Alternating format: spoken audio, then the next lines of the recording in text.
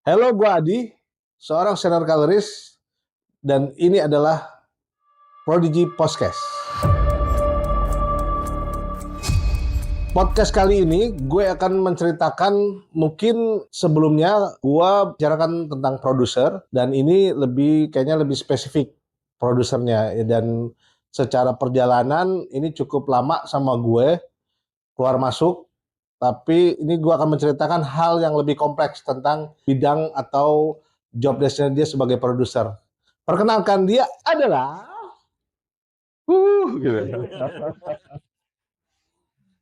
Halo, gue Aldi, gue post producer Prodigy, gue ya salah satu tim yang cukup lama bareng sama Pak Adi dan Prodigy. Salam kenal. Oke, ini kita mau bertanya nih ya sama Aldi tentang di industri ini masih banyak bingung apa sih bedain produser produksi sama produser post production. Menurut lu nih, Di, apa perbedaan nih seorang produser post atau produser produksi? Oke, post producer ya. Post producer dan produser produksi ya, Pak. Sebenarnya kalau kita ngomongin produser, sebenarnya produser ini memang kan perannya sangat vital ya di berbagai divisi. Ada dari post production, ada agency, ada produksi, Pak. Yes, betul. Ada station pun kita pakai produser, digital apa namanya digital sosmed segala macam semua pasti punya produser deh. Begitupun konten kreator pasti dia juga punya produser. Nah, makanya kalau buat gua post produser itu produser itu sangat penting ya. Cuman untuk divisi ini gue coba bedah dari post producer aja kali ya karena bukan ranah gue juga buat ngomongin yang lain dari itu. Oke, buat di post production sendiri post producer itu penting banget karena kan post post Chill. post production itu kan kita kerjaan berantai ya dari segala lini, dari mulai offline, grading, online. Di dalam online itu juga ada grafis, ada CGI, 3D kan, segala macam. Nah, perannya si post producer ini penting banget sih menurut gua. Karena ketika dia nggak perform, dia nggak bisa memanage teman-temannya ini, semuanya bakal kacau nih semuanya nih, Pak. Dimulai dari post producer dulu nih, makanya. Post producer itu menurut gua harus pinter. Pinter dalam segala hal. Dari pinter secara komunikasi, pinter secara attitude. Attitude sama komunikasi ini paling penting dulu nih, nomor satu dulu kalau menurut gua. Karena ketika lu bisa komunikasi dan punya attitude yang bagus, ini semuanya bakal clear nih. Bisa cara lu menangkap brief, cara lu menyampaikan brief ke teman-teman, terus cara kita berdiplomasi, berdiskusi entah sama partner, sama internal, sama eksternal, itu penting banget. Dan setelah si komunikasi itu, kita harus pintar secara teknis. Kalau menurut gua kan. Post production ya. Apa? Maksudnya kan kalau produser kayak di produksi dan apapun kan teknikalnya berbeda ya. Betul, karena berbeda nih teknisnya si post producer sama produksi, ada lagi agency, ada station. Nah, ini kita ngomongin post production aja. Kalau di divisi lain itu beda-beda lagi nanti job desk-nya. Secara general sih sama sebenarnya ya, memanage waktu, memanage tim, memanage pekerjaan dari awal sampai delivery gitu. Nah, yang kedua ini tadi kan yang pertama itu attitude sama komunikasi ya. Komunikasi bagaimana kita berdiskusi sama tim, sama eksternal dan lain-lain. Yang kedua ini teknis. Kalau kita bisa teknis itu sebenarnya itu lebih enak, Pak. Karena wajib sih kalau menurut gue sih wajib. Karena kita juga bisa menangkap brief dengan baik, menyampaikan dengan baik. Nah, menurut gue ini teknis ini kenapa penting? Nah, yang terjadi sekarang nih anak-anak zaman sekarang, dia menjadi produser itu kok kayak cuma jadi kayak penyampai aja gitu, kayak penyampai kata kok lu nggak bisa.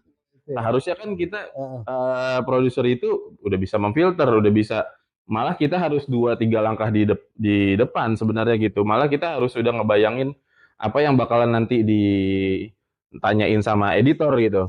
Ketika kita menyampaikan brief itu, editor akan nanya apa nih gitu. Makanya kenapa gue bilang wajib untuk pinter secara teknis, biar kita menangkap briefnya itu juga udah tahu nih apa yang mau dilakuin gitu. Ketika kita dapat brief itu, contohnya misalkan nih di post producer ya, Kalau di post production itu kan kita lebih ke finishing ya. Iya. Finishing. Contohnya misalkan kita ngomongin online dulu deh, ngomongin online. Di post production itu kan kita terbagi lagi beberapa divisi itu, Pak. Ada offline, ada grading, ada online. Nah, di dalam online ini terbagi lagi nih. Ada roto, ada motion, ada CGI, 3D, Even animation, segala macam. Nah, ini masing-masing divisi ini nih kita nyebutnya editor ya, atau biasa kita sebut artis lah ya, Pak. Biasanya offline artis, colorist ya kan, online artis, roto pun roto artis, motion artis, kayak gitu-gitu. Nah, apa namanya, secara workflow post production itu kan melewati offline. Offline itu ngapain sih? Offline itu adalah setelah pasca produksi, setelah syuting nih. Kita kan di atas kita ada PH ya, ada production house yang syuting sampai selesai syuting, sampailah materi ke kita, dikirimlah hard disk. Setelah itu kita di offline ngapain sih? Di offline itu kita bikin struktur ceritanya nih, gimana sesuai dengan board sama idenya yang si sutradara atau kita hasil. ngomongin iklan berdasarkan ada treatment agency Betul. treatment director dan apapun gitu ya. Betul. Kalau di film kan berarti kan ada sutradara dan editing atau DOP ya, gitu ya. Betul. Nah, kalau di iklan itu si editor offline ini dia untuk offline ya, itu perannya itu lumayan vital juga ya, Pak, karena kan itu soul-nya si film tersebut, si iklan tersebut ya. Gimana dia ngebangun dari yang sebelum kita ngedit visual itu tuh biasanya kita dikasih storyboard. Storyboard itu cuma berupa gambar. Istilah jadi si editor ini makanya butuh taste si editor ini yang memang benar-benar bisa ngebayangin gitu, yang berimajinasi ini mendeliver si cerita dari si board tersebut gitu. Itu kan board itu kan udah apa namanya? Gimana caranya kita nyatuin ekspektasi dari klien, agency, director ini semua jadiin satu, jadi objektif gitu, udah nggak subjektif lagi gitu. Nah, udah singkat cerita dari offline itu setelah jadi strukturnya masuklah ke grading. Nah, grading itu balik sama lagi nih tesnya si colorist ini juga harus apa ya? Dia punya si colorist ini juga yang gue tahu ya, Pak, yang selama ini gue belajar sama lu juga sama semuanya. Colorist itu juga nggak sebenarnya. Nah, kebanyakan sekarang ini tuh kita dapat reference kalau untuk grading ya. Nah, yang mana sebenarnya kalau dulu itu orang meng-hire colorist itu untuk memang ya udah ini misalkan Adi, gua story-nya kayak gini gitu. Coba lu ya lu enhance lah, maksudnya lu yang Bagaimana insight-nya lu gimana? Iya, insight lu kayak gimana, cocoknya seperti apa nih. Cuman kalau yang terjadi sekarang kan memang fenomenanya udah berubah ya.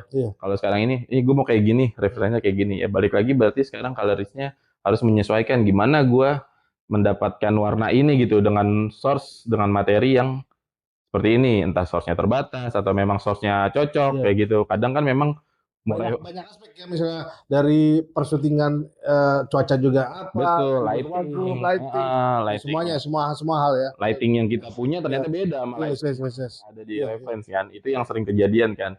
Balik lagi di sini kita bagaimana cara, nah selain si colorist, si produser ini juga berusaha berkomunikasi nih. Nah, kita harus punya pinter teknis. Contohnya seperti ini juga nih, Pak. Kayak misalnya ternyata lightingnya beda. Di sini nggak bisa kita apply plek seperti di reference ya kan. Jadi nggak mungkin bisa sedekat ini gitu. Cuman kita maksimalin segini ya gitu. Dan kita juga kasih insight. Nah, warna yang cocok dengan lighting ini sebenarnya gue udah lihat nih yang kayak gini gitu. Biasanya kita ngasih opsi kan, Pak. Ya, betul. Ya, untuk pilihan. Habis dari grading baru langsung ke online ya untuk iklan ya. Betul. Berarti kan ada penambahan, mungkin ada pergantian, mungkin skin replacement atau acne atau jerawat dan hal apapun lah misalnya kan, atau penambahan animation atau apapun, atau tambahan. Oke, itu kan perihal itu kan menurut gue sangat kompleks ya dia. Betul. Tapi menurut gue mendingan kita coba gue mau balik ke ini nih, perjalanan kita. Gue mau bertanya, awalnya lu gimana ya bisa masuk ke industri ini? Awalnya butuh duit, Pak. Awalnya butuh duit ya. Awalnya tuh ceritanya tuh ada temen gue yang kerja di sini kan. Dulu dia di sini sebagai admin finance di sini, terus gue udah kenal lama sama dia, dikabarin ada lowongan di sini gitu. Yang mana gue sebenarnya gue nggak tahu sebenarnya tentang post production gitu. Post production tuh apa sih gitu. Cuman kalau dibilang gue suka seni atau enggak, alhamdulillah dari kecil sebenarnya udah seneng gitu, udah seneng. Cuman nggak spesifik film post production gitu. Ya lu kan dari kecil lahir dekat ondel-ondel soalnya kan. Iya. Makanya ngamen. Ya kan? Tapi gini deh, maksudnya yang menarik gini deh. Oke, kita potong kan dari awal yang lu dari industri ini, tapi kan gue mau cuma menceritakan nih, gue sama Aldi, misalnya kita ngomong generasi juga di, misalnya lu sama gue kan generasi satu dekade lah istilahnya kan. Jauh ya kan, satu dekade berbulan, berarti kan cukup menarik.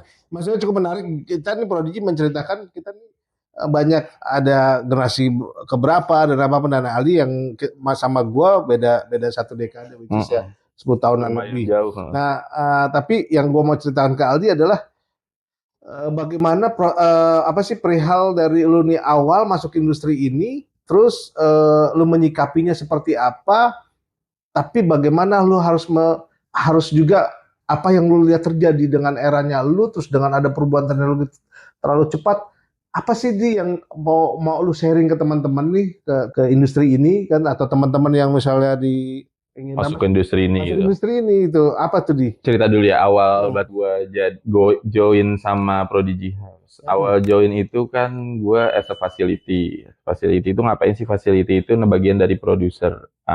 Kita tuh nge-backup segala macam kebutuhan dan ya backup semua pekerjaan produser lah. Entah dia lagi double job atau dia minta tolong convert, minta tolong segala macam. Nah ini sebagai facility itu kita ada di bawah produser, tanda kutip asisten produser lah gitu ya Pak. Segala macam ininya produser kita backup. Nah itu kalau dulu ya awalnya itu gue sebenarnya karena gue nggak pernah nyemplung di, lu nggak pernah tahu dengan ini apa tuh benar. Waktu interview aja, lo inget Pak, waktu interview aja lu bisa ini nggak, bisa itu nggak, dalam hati gue sebenarnya nggak bisa gitu, cuman gue jawab karena gue nekat, gue bilang bisa, untungnya nggak dites gitu.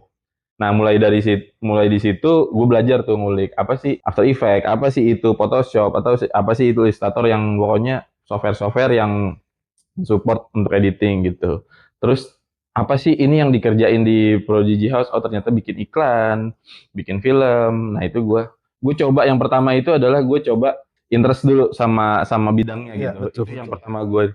Ternyata gue pikir-pikir. Ya bukan karena uang ya. Tadi kan pertama lu masuk sini karena uang. Enggak Kan? dong. Karena mulai di lampu merah nih. Enggak. Enggak, soalnya ada yang nawarin lebih gede, tapi nggak gue ambil. Lebih gede kerja. Iya, bisa dikit. Iya, lebih berat kerjaan misalnya.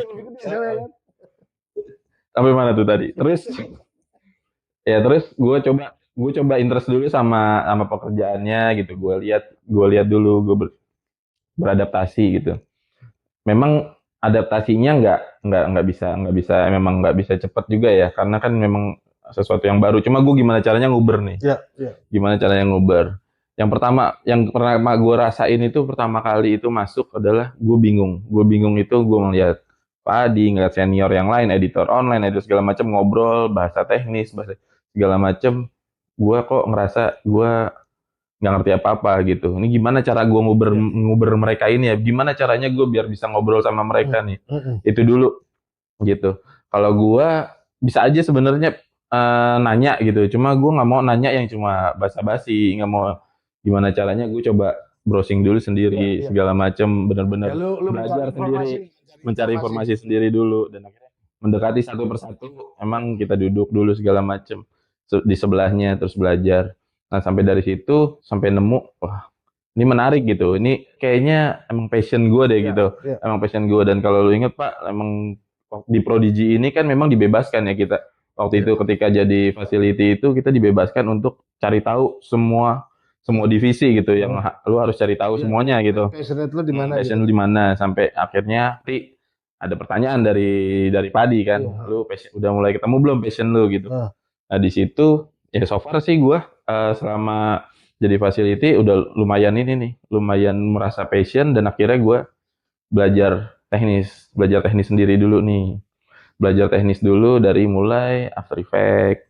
Terus gua dari After Effects itu paling menurut gua waktu itu ya dari YouTube ya. Terus paling gampang gitu, paling gampang buat masuk ke online, masuk ke grafis, masuk ke online, ke Roto kayak gitu-gitu. Gua jadi ketika kita belajar teknis itu kita tahu gitu apa yang dilakuin sama si artisnya itu sama si editornya. Gitu. Jadi menurut gua yang paling penting itu rasa ingin kemauan, Tapi ada ingin pertanyaan, tahu. berarti pas lu masuk ke sini, kan berarti tetap aja lu nyarinya itu di YouTube. Nah, pertanyaan gua, YouTube itu valid apa tidak sebenarnya? Ini sebenarnya pertanyaan nih buat Belum banyak juga waktu itu. ya kan gitu kan. Kan di era sekarang semua apapun kita bisa melihat sesuatu nih. Jadi informasi itu atau by searching banyak gitu kan. Itu valid nggak nih? Pada masa itu enggak. Pada masa itu enggak semuanya valid gitu. Maksudnya kita nyari browsing waktu gue mau interview aja gue nyari post production itu apa ya cuma apa namanya cuma secara general aja gitu. Offline, online itu apa segala macam. Gue nulis offline artinya beda. Gue searching online, online itu apa beda gitu kan. Ketika itu pada masa itu memang kan di YouTube memang belum banyak ya, maksudnya tutor belum. Kalau dulu tutor itu mungkin di Video Copilot itu buat motion grafik online gitu. Beda banget sama prakteknya gitu ya, Pak. Betul, betul, betul. Pada masa itu beda banget sama prakteknya, beda banget kalau dulu orang editing segala macam masih masih belum sebanyak sekarang ya. Aldi ini masuk ke industri ini adalah pas industri ini masih ada namanya output itu digital Betacam. Jelang berapa tahun kemudian itu berubah semuanya by data ya dia. Digital. Karena buat media dan apapun itu waktu itu digital Betacam kita jadi butuh pemahaman namanya MCR atau si facility ini kan. Nah, kalau YouTube itu sebenarnya ya basicnya aja sih Pak. Kalau gue bilang lebih banyak gue belajar YouTube itu basic teknis ya. Oke. Kayak di After Effects itu gue tahu namanya keyframe, gue tahu tools-toolsnya itu untuk apa, kayak gitu. Nah dari situ gue ngedaleminnya tetap one by one sama colorist, sama online artist, sama grafis, semua divisinya gitu. Gue tetap nanya. Nah, kan bedanya ketika kita nanya dengan kepala kosong sama kepala udah sedikit keisi gitu, walaupun cuma 20%, 30%, apa yang diomongin sama si artisnya sama si editornya kan lebih bisa nangkep dibandingin kepala lu kosong gitu. Nah, ini maksud gua. Nah, anak-anak zaman sekarang ya gua harap punya rasa yang sama kayak waktu gua zaman itu ya. Gua merasa gue pengen tahu gitu, gue pengen banget bisa nih, gue pengen tahu ya walaupun gue nggak bisa jago tapi gue tahu apa yang mereka lakuin gitu. Sehingga makanya tadi yang di awal gue bilang lu ngobrol sama editor A, editor B segala macam, gue rooming, gue nggak bisa. Gimana caranya gue ngobrol biar gue bisa ada di tengah-tengah situ, gue bisa ngobrol bareng. Itu dulu sih pertamanya gue. Nah terus pembelajaran soal apa tadi? Ada mesin MC, ada mesin control room itu dulu kita output itu memang belum digital kayak sekarang ya. Itu ada namanya Betacam, maksudnya beta. Ada SP, ada DB, ya kan? SP itu untuk distribusinya, si DB itu untuk mastering, untuk master yang kita keep kan atau production house keep. Ya untungnya gue masih ngerasain tuh. Itu yang peralihan itu yang alhamdulillah masih bisa gue rasain ketika anak-anak zaman sekarang udah nggak tahu gitu. Oke, tapi menurut lu dengan ada banyak peralihan dan terlalu cepat teknologi berjalan ini, lu melihat industri post production ini sebenarnya kan kita lihat dengan kenyataan kan banyaklah yang mobile atau apapun. Sebenarnya buat maksudnya kita ngomong generasi kita ke depannya ya, bakal gimana di post production itu? In the future yang lu lihat tuh masih sesuatu yang ya harus kita pertahankan gitu loh. Itu ya. Itu yang agak dilema buat sekarang sih Pak sebenarnya. Yang buat gue pribadi ya. Honestly kayak industri ini lagi nggak kalau sekarang kita selalu sama-sama, kita juga harus jujur emang nggak baik-baik aja kan memang industri ini kan dimulai dari paling berasa itu di COVID ya kan semenjak COVID terus ke sekarang ini tuh industri lagi dan makin banyak teman-teman kita yang cari jalan sendiri dengan freelance gitu nggak berdiri di atas institusi gitu di dalam institusi itu yang Ya kalau menurut gua untuk kedepannya, jujur gua kalau ditanya akan gimana, mungkin gua nggak akan jawab itu gimana, lebih ke harapan sih Pak. Hmm. Harapannya kita semua lebih kompak lagi nih. Hmm. Harapannya lebih kompak lagi gimana caranya industri ini bisa membaik lah. Mungkin kalau nggak bisa jadi kayak dulu, kita bisa membaik karena kita ini kan sebenarnya, ini gue pribadi, kita orang-orang terpilih gitu Pak. Sebenarnya orang-orang yang sebenarnya tanda kutip eksklusif sebenarnya. Masa sih kita mau jalan sendiri-sendiri dengan emang urusan dapur kita nggak bisa kontrol ya. Yes, betul. Urusan dapur nggak ada yang bisa kontrol, tapi ayo seenggaknya kita kompak. Gimana nih caranya memperbaiki divisi industri pos kita ini nih gitu. Baik yang senior maupun yang muda, ya kita kompak. Apakah nanti kita bisa diskusi bareng gitu. Minimal orang harus menghargai kita lebih baik sih, gitu.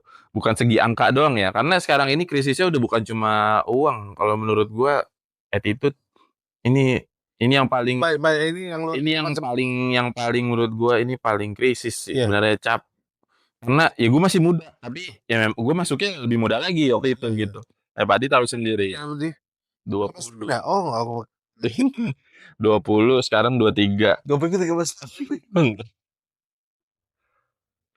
Iya, maksudnya udah ya kurang lebih udah hampir 11-12 tahun ini di industri, perubahannya tuh Cepet ya, cepet banget ini. cepet banget gitu.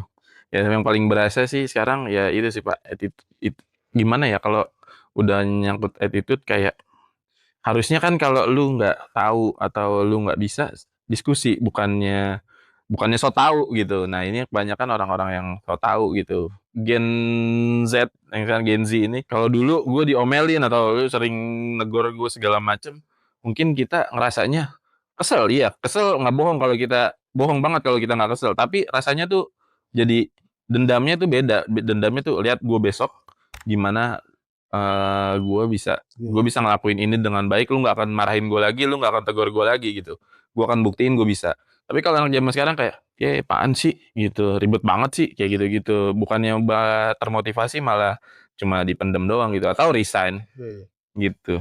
Tapi gini ini cukup menarik sih menurut gua nih perihal berarti gua ngobrol dengan generasi berbeda-beda nih. Tapi kesimpulan gua melihat kita ini sebenarnya dan kita masih maksudnya Prodigy House ini kita masih bertahan 12 tahun terus ya lu pun juga keluar masuk ya di Prodigy House kan. Dari sisi pengalaman lu punya pengalaman cukup banyak.